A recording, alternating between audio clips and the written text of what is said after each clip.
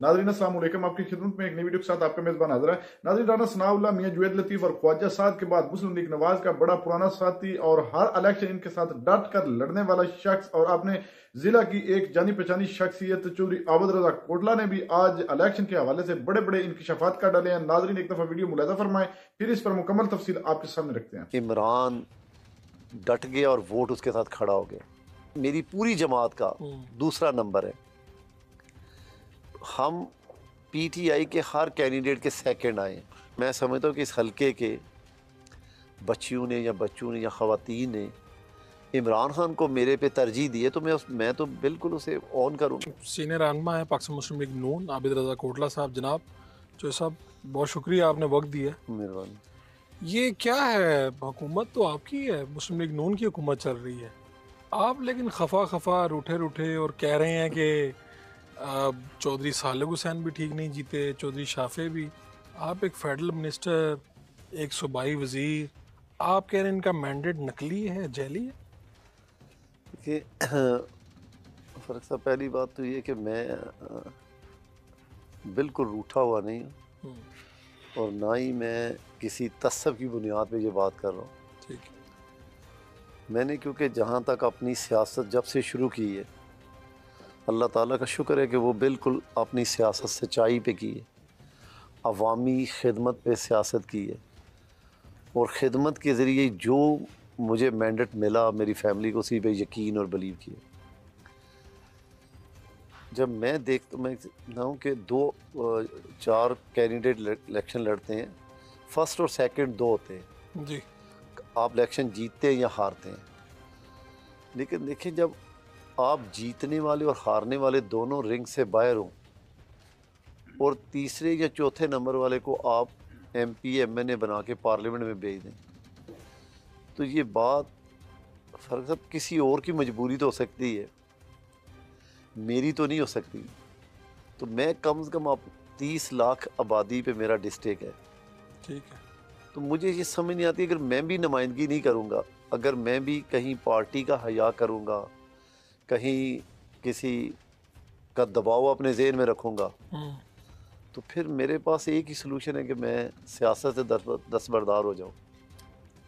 तो आप कह रहे हैं कि मैं तो हक सच की बात कर रहा हूँ, तो कितने वोट मिले फिर चौधरी सालिक हुसैन को, चौधरी शाफी हुसैन को? मैंने तो अगले दिन एक रस्मी गुफ्तगू कर रहा था दोस्त से और फिर उन्होंने बाद में वो सोशल मीडिया पे आ गए। देखिए, मैं कह रहा हूँ कि अगर किसी को ये मुगालता है जी, क्यों, तो वो पब्लिक प्लेस पे मेरे साथ बैठ के पूरे मीडिया को या किसी कमीशन के सामने वो मुझसे बैठ के बात कर ले, तो मैं अगर साबित ना करूँ तो मैं माजरत कर लूँगा। लेकिन मैंने कहा ना कि सालिक के पास शाफे साहब के पास, चौधरी शाफे साहब के 8000 वोट है और सालिक साहब के पास मेरे को 23,000 वोट है। ये जो 45 फार्म के थे, ठीक है ना, तो इसी तरह बाकी भी MPs जितने क्यू लीग के बने, मतलब क्यू लीग के अक्सर कैंडिडेट जो है वो दूसरे नंबर पे, शायद उनके पूरे हलके में 2 कैंडिडेट्स हैं जो हम PMLN के मतलब सेकंड आए हैं। ठीक है। बाकी तो कहीं भी वो सेकंड नहीं है, PMLQ वाले, बाकी तो चौथे नंबर पे, मतलब मुकाबला सिर्फ PTI और PMLN का हुआ है। अच्छा, एक अजीब बात है, आप चूँकि डिवीजन को भी लीड कर रहे हैं मुस्लिम लीग नून की, आप सदर हैं, तो ये पूरे पाकिस्तान में PTI वाले कह रहे हैं कि भाई ये फॉर्म 45 वाले हैं, ये जैली हुकूमत है, और आप पूरे पाकिस्तान में गुजरात वाले अलहदा हैं, वो कह रहे हैं नहीं जनाब, यहाँ पे मुस्लिम लीग काफ ने धांधली की है। देखिए, मैंने कहा ना जी कि क्योंकि टेरम गवर्नमेंट क्यू लीग की थी, मोहसिन नकवी साहब पहले CM थे, अब अल्लाह ताला की मेहरबानी से वो वज़ारत दाखिला पे है। तो ये तो मैं समझता हूँ कि अभी भी उनके मनसब के साथ तो ज़्यादती की गई है। वज़ारत आला के बाद वज़ारत उज़्मा बनती थी, वज़ारत दाखिला नहीं बनती थी। ये आप लोगों की ख्वाहिशात है मेरे ख्याल में। नहीं, तो क्या आपको लगता है कि यहाँ पे क्या हुआ? यानी वो निगरान वज़ीर आला थे, तो इलेक्शन से पहले क्या माहौल बनाया गया खास, कुछ क्या हुआ यहाँ? नहीं, माहौल तो देखे ना, उन्होंने पूरी मेहनत की, यहाँ पर उन्होंने अपनी मर्जी की सारी ज़िली इंतज़ामिया लगाई, उसके बावजूद भी गुजरात की आवाम ने उनको एक्सेप्ट नहीं किया।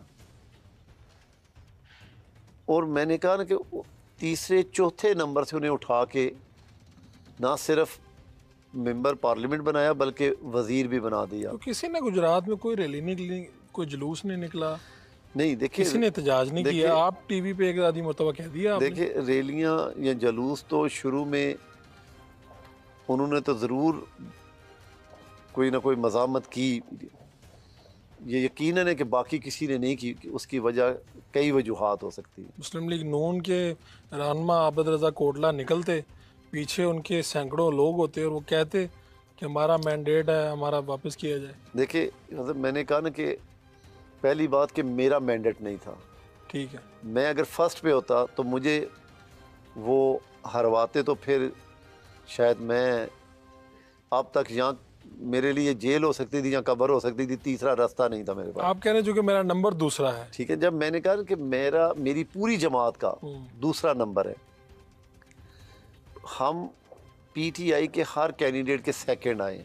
क्यों, ये क्यों हुआ? चले यहीं से शुरू ठीक करते है, हैं। देखिए यहीं से कि मैं ये समझता हूँ कि बड़ा सिंपल सा मुहावरा, जो डटता है वोट उसके साथ खड़ा होता है। ठीक है, देखिए मैं ये समझता हूँ कि इमरान डट गया और वोट उसके साथ खड़ा हो गया।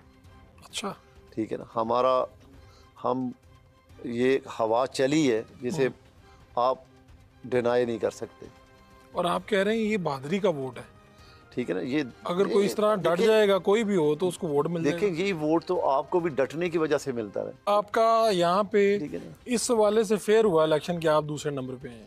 देखिए मैंने कहा ना कि मेरे जो साथ, अगर मेरा थाना ककराली और थाना गुलियाना की 110 पोलिंग स्टेशन की आप रेशो निकाल के देख लें तो आपको पता चल जाएगा कि मेरे साथ एक प्री प्लान साजिश ज़रूर हुई। लेकिन उसके बावजूद मैं कहता हूँ कि जो वोट पड़ा है मुझे या पीटीआई को, वो मैं उसे मानता तो हूँ। ये प्री प्लान साजिश किसने की है? देखिए यकीनन क्योंकि मेरे तो अंगेज सीएम मोहसिन नकवी था। ठीक है, उन्होंने की और उन्होंने 110 प्रेजेंटिंग एक दिन रात को सुबह पोलिंग और गायब हो जाए और फिर सुबह कमिश्नर यहाँ पर कमिश्नर साहब डीसी गुजरात आके सराय आलमगीर बैठ जाए और फिर वो सुबह क्लास 4 का मुलाजम मिले, पटवारी मिले, जिसे मिले उसे एक प्रेजेंटिंग बना के भेज दें, सिर्फ जस्ट एक फॉर्मेलिटी आपको बाहर करने के लिए और अपने लोगों को। कोई भी मेरा पोलिंग स्टेशन आप पूरी रीडिंग कर लें, 10, 11, 12 बजे से 1-1.5 बजे से पहले शुरू नहीं हुआ और 5 बजे क्लोज कर दिया। आप ये सारी फाइलें उठा के आपने मुस्लिम लीग नून की क़यादत के सामने तो रखी होंगी कि आपने जो भी इत्तेहाद किया इसका खमियाजा मुझे क्यों भुगतना पड़ रहा है? इसमें बड़ा सब दो मुख्तलिफ चीज़ें हैं ना जी। मैं ज़रूर करता अगर कोई मैकेनिज़्म उस वक़्त बनता जब आपने चौथे नंबर वालों के नोटिफिकेशन होते देखे, तो अब आपके लिए कोई ऐसी पॉसिबिलिटी नहीं रही थी कि आप उस रिकॉर्ड को लेके कहीं जाते। आपको भी तो ऑफर हो सकती थी कि आप जीत जाए। नहीं, देखिए मेरा ख्याल है कि मुझे पहली तो चीज़ के सच्चाई को तस्लीम करना चाहिए। जब मुझे ज़ाहरी तौर पे जो मैंडेट मिला है वो विनिंग मैंडेट नहीं था। मेरा हमेशा सारे दारू से, अपनी पार्टी से भी एक ही मुतालबा है कि मेरे 2 थानों का रीपोलिंग करवाएं। ठीक है ना, जब मुझे समझाया गया कि ये हमारी मजबूरी, हम नहीं करवा सकते, तो मैंने उस पर कॉम्प्रोमाइज़ किया। खामोश हो गया। देखिए अपनी तबीयत के बरक्स एक आपकी हद है ना, आप जब आपको पता हो कि यहाँ हर चीज़ एक मैनेज है तो आप दीवार में टक्कर मारने का कोई फ़ायदा तो फिर 5 साल क्या ये डेरे पे बैठे रहेंगे? देखिए इतने कंप्रोमाइज रहेंगे? देखिए 5 साल तो मैं डेरे पे तो खैर अल्लाह ताला के फजल करम से जब नहीं था तब भी बना। 2002 से बड़े साहब हम जीत रहे हैं। 2002 में भी हम जीते हैं, 2008 में भी जीते हैं, 13 में भी जीते हैं, 18 में भी जीते हैं। अगर मुझे मेरे लोगों ने ये फैसला किया कि मुझे 5 साल असम्बली से बाहर रहना चाहिए तो मैं उसे भी कबूल करूँगा। मैं तो बिल्कुल खुश दिली से, देखिए ना, हमारे बच्चे हमारा मुस्तकबिल है। अगर मैं समझता हूँ कि इस हल्के के बच्चियों ने या ख़वातीन ने इमरान खान को मेरे पे तरजीह दी है तो मैं तो बिल्कुल उसे ऑन करूँगा। ठीक, अच्छी बात है। आपके यहाँ पे मुखालिफ उम्मीदवार थे चौधरी मूसा एलाई, जी जी। तो वो अब PP32 जो ज़िमनी इलेक्शन है, जब हम यहाँ पे बैठे हुए हैं तो ज़िमनी इलेक्शन है 1-2 दिन बाद, तो क्या हिसाब किताब होगा? क्या देख रहे हैं उस हल्के का इलेक्शन आप? मैं मुस्लिम लीग नून ने अपना कैंडिडेट क्यों नहीं दिया वहाँ पे, ऐसी क्या मजबूरी है? देखिए वो ये हल्का जो है ना हमारा पहले से इत्तेहाद में हम उन्हें दे चुके थे, अच्छा, जिसकी वजह से जनरल इलेक्शन में जिसकी वजह से PMLN ने वहाँ पे इस वक्त ज़िमनी इलेक्शन में अपना उम्मीदवार खड़ा नहीं किया। नाज़रीन आपने वीडियो मुलाज़ा फरमाइए। नाज़रीन मैं आबद रजा की जरूरत को सलाम पेश करता हूँ, जिसने चेहरे पर सुनते नबवी रखने का हक अदा कर दिया और हकीकत पर मबनी उसने तस्लीम कर लिया है कि बिल्कुल मैं वाजे हार चुका था, लेकिन जिन शख्स से मुझे हरवाया गया है उनसे नहीं मैं हारा, मेरे से जीतने वाले शख्स PTI का था। उन्होंने ये सब कुछ वाजे कर दिया और साथ में उन्होंने बता दिया है कि पहली पोजीशन हासिल करने वाली जमात जो है वो PTI थी, हम तो दूसरे नंबर पर थे। और इस वक्त जो सारा सिस्टम चल रहा है वो ताकतवर है जो पीछे बैठे हैं, जो अपनी मर्जी का जिन्होंने सेटअप बनाया है। और मोहसिन नकवी के हवाले से भी उन्होंने बयान दिए हैं। मेरे हल्के से जो मुस्लिम लीग काफ को जितवाया गया वो सारा कुछ पहले से ही एक प्लान बना हुआ था और उनके पीछे हाथ था मोहसिन नकवी साहब का। मोहसिन नकवी साहब और मुस्लिम लीग के काफ वाले जो है ये इनकी बड़ी गहरी रिश्तेदारियां हैं। नाजरीन आज आबद रजा कोटला ने बिल्कुल साफ और शफाफ लफ्जों में बता दिया है, क्योंकि राना सनाउल्लाह, मियां जुवैद लतीफ और ख्वाजा साद हमेशा दबे लफ्जों में बात करते हैं, लेकिन इस शख्स ने बिल्कुल वाजे वाजे बता दिया है कि हम तो बिल्कुल हार चुके थे, पहली पोजीशन हासिल करने वाली जमात PTI है। और मैं खुद तस्लीम करता हूं, मेरे हल्के की आवाम, औरतों ने, अगर बच्चियों ने इमरान खान को तरजीह दी है तो मैं दिल से तस्लीम करता हूं। नाज़रीन इस तरह के शख्स को देखकर पाकिस्तानी होने पर फख्र महसूस होता है। नाज़रीन बाद मुस्लिम लीग नवाज के इस तरह के रहनुमा हैं जिनको हरवा भी दिया गया लेकिन फिर भी अपना रोना रो रहे हैं और PTI की बर्तरी को जो है वो तस्लीम नहीं कर रहे हैं। नाज़रीन आपने वीडियो मुलाज़ा फरमाई, इस वीडियो के बारे में आपकी क्या राय है और कसूस सेंचुरी आबद रजा कोटला के बारे में वीडियो के कमेंट सेक्शन में अपनी राय लाजमी दीजिए और अगली वीडियो तक आपने मेजबान को दीजिए इजाजत। अल्लाह हाफिज।